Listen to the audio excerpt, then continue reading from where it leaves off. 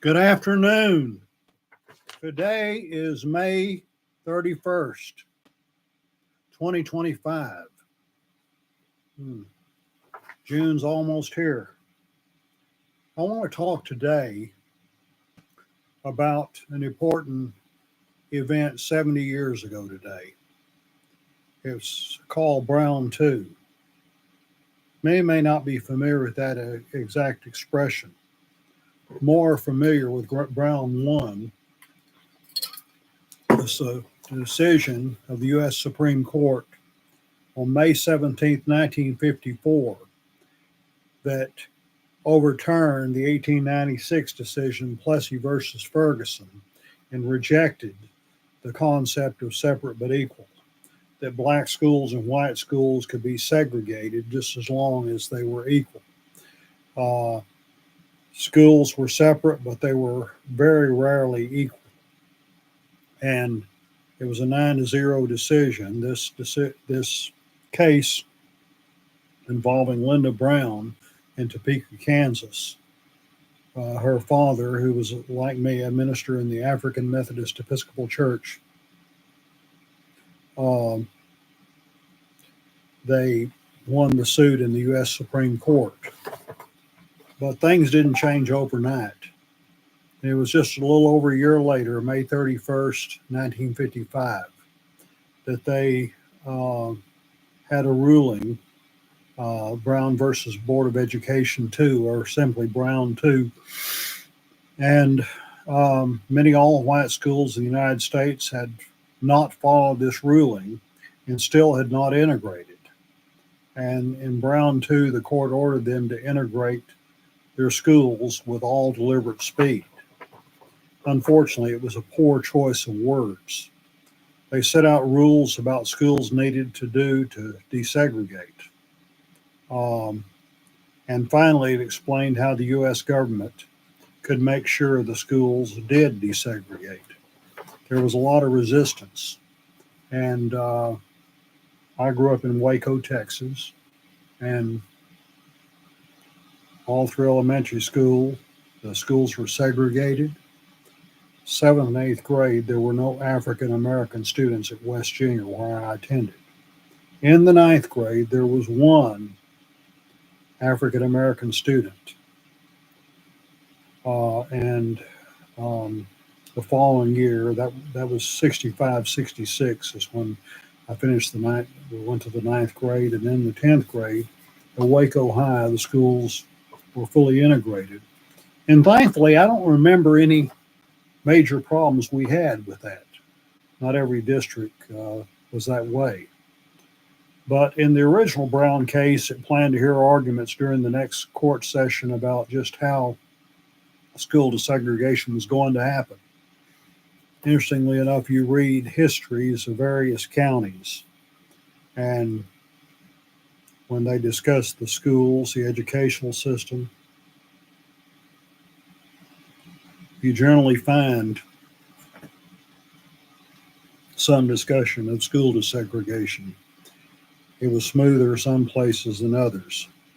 But the court understood it would not be easy to get states to allow its ruling and desegregate. So this Brown case, it decided the original Brown case in 1954. It combined Brown with 4 other cases. Bowling versus Sharp, filed in Washington, D.C. Briggs versus Elliott, filed in South Carolina. Davis versus County School Board of Prince Edward County, filed in Virginia. And Gebhardt versus Belton, filed in Delaware. And there were a few legal issues that the court had to decide that they hadn't decided the previous year. What rules should the court set to make sure schools desegregate? What rules should the court set out when schools had to desegregate? If the schools had violated black students' rights by not allowing the original Brown decision, what should be done? What relief should the students get? How do you fix this problem? Well, the National Association for the Advancement of Colored People, the NAACP, whose lawyers had won Brown argued that school desegregation should begin right away. The states argued back that this would be too difficult and too expensive, and they needed more time. How much time? Again, in a 9-0 decision, the Supreme Court ordered the states to start trying to obey the Brown decision, desegregate their schools. It ordered the states to start making plans about how they were going to integrate. But they didn't go as far as the NAACP wanted them to. It also did not set a clear deadline. In the court's majority opinion, Chief Justice Earl Warren wrote that the state should integrate with all deliberate speed. What does that mean? To many people, it was not clear exactly what it meant. And some districts in the South assumed they could take up to 100 years if they wanted to. And instead of ordering the schools to desegregate right away, the court created a slower plan. It gave federal district courts the power to look after whether schools were desegregated. Justice Warren wrote, "These courts will make sure that the defendants make a prompt and reasonable start toward obeying Brown." Well, Brown, too, did make it clear that schools in the United States would have to desegregate. It also set out this process for making sure schools integrated by giving federal district courts the power to supervise the schools, control how long they could have to desegregate, and punish them if they refused. But again, many states were able to avoid it, at least for a while, because of no specific deadline. Justice Warren's ruling that the schools needed to desegregate with all deliberate speed was too vague. It could have had many different interpretations. And when they didn't want to integrate, they chose meanings that gave them excuses not to let black students in. And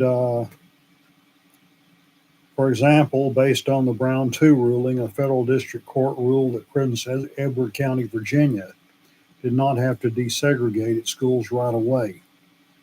Several years later, in 1959, a federal court of appeals ordered the county to start desegregating its schools. Prince Edward County responded by refusing to fund the county schools, and with no money, the schools had to close. They stayed closed for 5 years, from 1959 to 1964.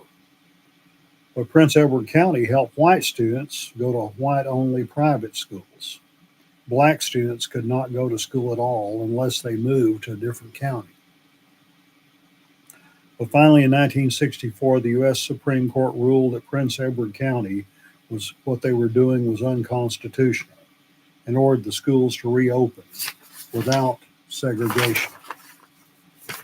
It was, of course, in 1957 when, there was a lot of school districts across the country that resisted this. And there's two interesting cases in point. 1956 in Mansfield, Texas, south of Fort Worth, there was a great deal of resistance to refusal to integrate the schools. Dwight D. Eisenhower was president at the time. He did absolutely nothing to solve that situation. But in 1957, when there was resistance to integration of Central High School in Little Rock, Arkansas, President Eisenhower did intervene. And eventually, the schools were integrated. Ernest Green was the first African American to graduate from Central High School. And there's been a lot said and written about that. There's a movie called The Ernest Green Story about what this man accomplished. By the way, he later had a important position with the U.S. Department of Labor in the administration of President Jimmy Carter. But what was the difference between 56 and 57? Well, it's very simple.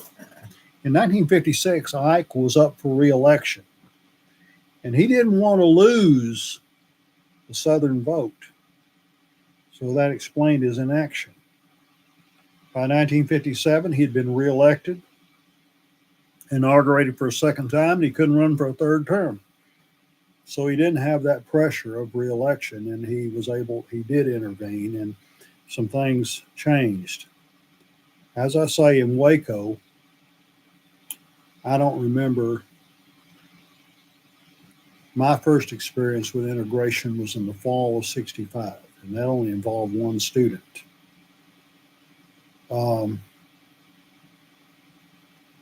It seemed, again, I don't remember any major problems implementing it once it started in Waco. There could have been, but I never heard about it. And I know there was a lot of resistance throughout the country. And perhaps if Chief Justice Earl Warren had worded the decision better, things might have been smoother, but regardless of the wording, when people are going to resist, they're going to resist. But this was an important decision of the U.S. Supreme Court 70 years ago today. Everybody have a wonderful day.